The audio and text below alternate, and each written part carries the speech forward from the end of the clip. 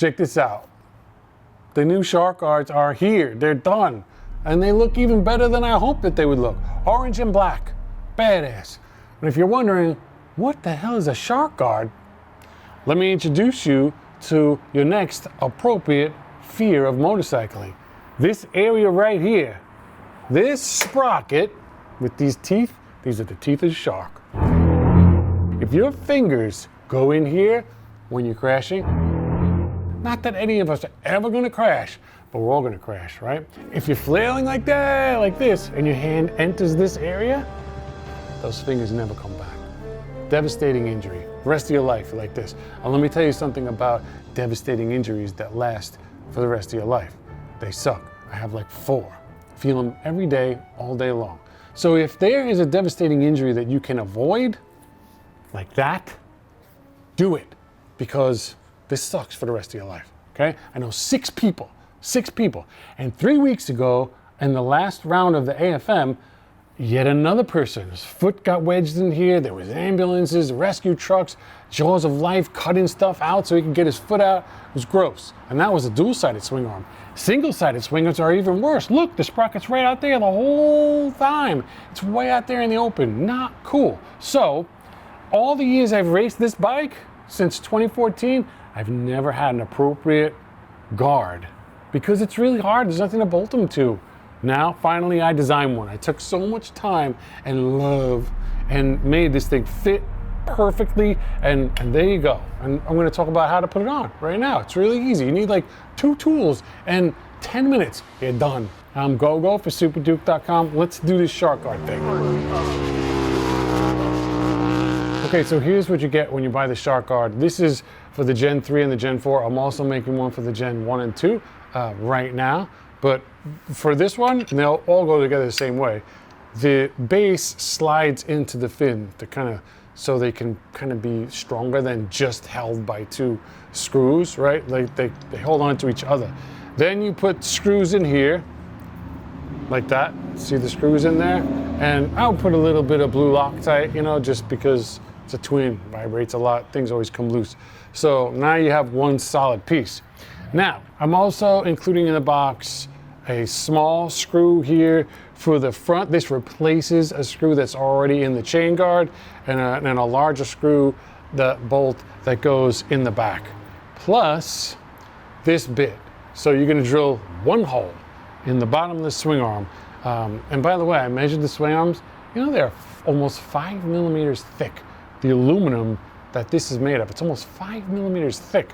So you're gonna make 1 hole in this, and this drill bit also is a tap. So just go with the drill nice and carefully, and then it'll be tapped, come out, done. Put the bolt in, finito. So the first thing we have to do is unscrew the screw that holds the chain guard in place. Okay, the first thing we're gonna do is work on abs. This is great. We're gonna use a T25 Torx and take out the 1 bolt that holds this rubber swing arm guard in place. We're just gonna take that bolt out, and then we're gonna take the shark guard with this cutout area that fits perfectly over that guard, and we're gonna put 1 bolt through the same hole. The bolt that I give you, it's the same hole, and now that 1 bolt is gonna hold the front of this guard and the chain guard exactly where it was before. So let's take this 1 bolt out.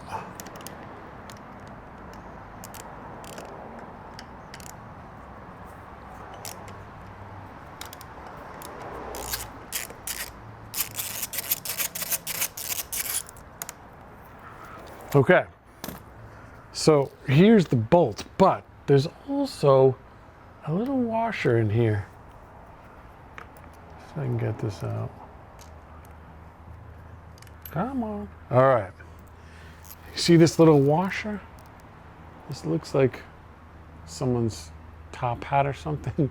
This little washer we're gonna remove because this 1 screw went through this washer, and this 1 washer held the rubber. So this guard is going to hold the rubber much better than before. And so we don't need that washer anymore. This will replace the washer.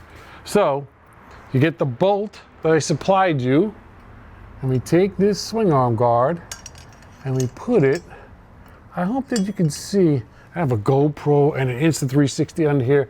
I hope that you can see what's happening here. Let's see here. Goes right into the same hole that was there before. And it even uses the same size socket. Okay, it's in.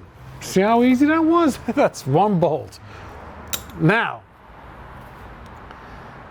that's basically what it looks like. That's basically where it goes.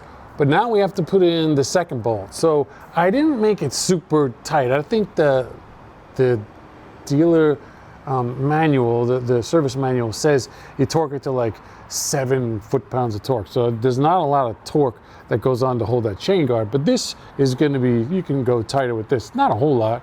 Maybe you go 10 foot-pounds with thread locker, or like blue thread locker is really good to use, so it won't come out. But it's not like red. Like red's really hard to get out. Blue you can still get out, it just won't back off by itself. So once you get this one bolt snug, not tight,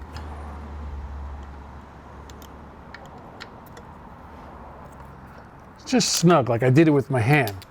You want to get it so that you can rotate this, the fin, so you can get it exactly lined up the way you want it.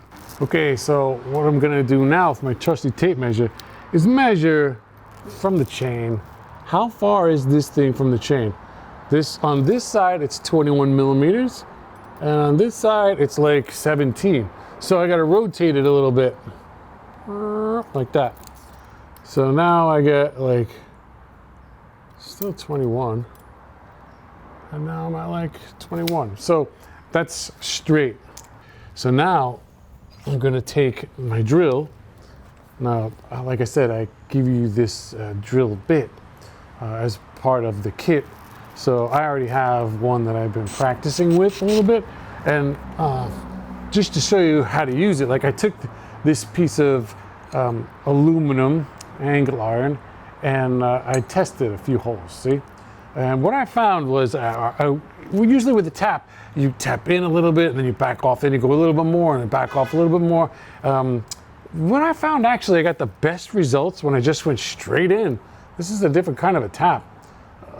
Just slowly straight through and then out, done. That gave me the cleanest, tightest threads using this tool. So that's what I'm gonna do here. The only problem is there's not enough room to go up with the drill with the tire in the way. So you don't really have to take it off.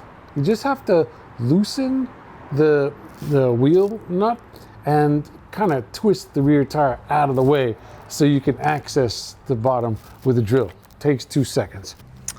Okay, now the trick here is hold your drill perpendicular to the angle of the swing arm, right? Because you don't want the bolt to be going in sideways. You want it to go in like perpendicular, like this.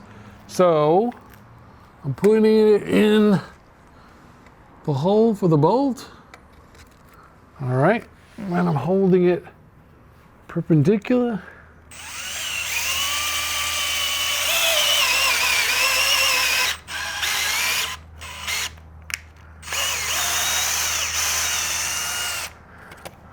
Okay, now I'm gonna put the bolt in. I don't know where my Loctite is, my thread locker. I'm just gonna put this in really quick just to show you.